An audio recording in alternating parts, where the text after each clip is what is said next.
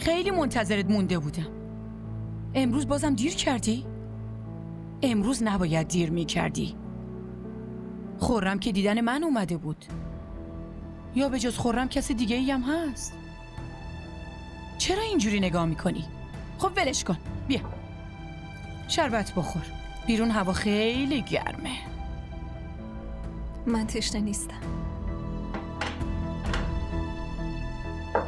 چرا تشنه نیستی؟ من با محبت زیاد و با دستای خودم برات درست کردم. از کی دارم به ساعت نگاه میکنم که الان میاد الان میاد؟ بخور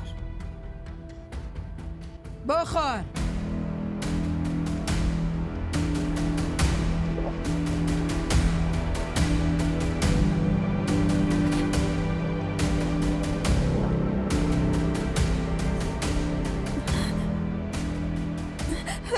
زنمو خیلی گرمه، بخور.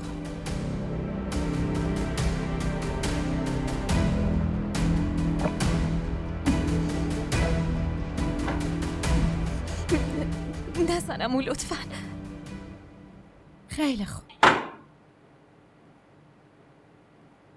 راستی پسر خیلی خوبیه، سلیقه خوبی داری.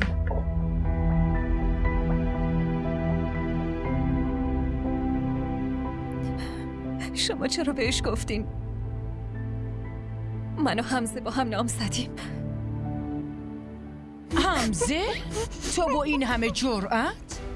که کنار اسم خودت اسم حمزه رو بیاری؟ زنمو من نیاوردم، شما آوردین. اما تو حق نداری به زبون بیاری، فهمیدی؟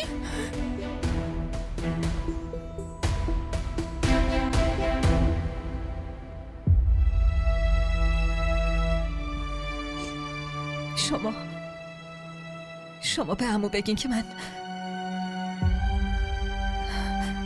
به ازدواج با نوید راضیم.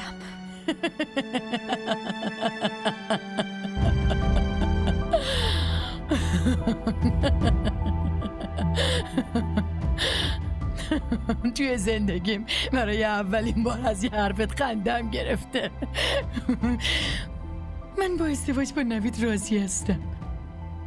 مگه کسی ازت پرسیده؟ نه زنمو. برای خودم میریزم.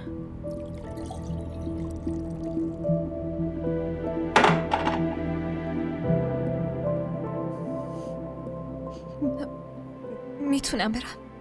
حتما.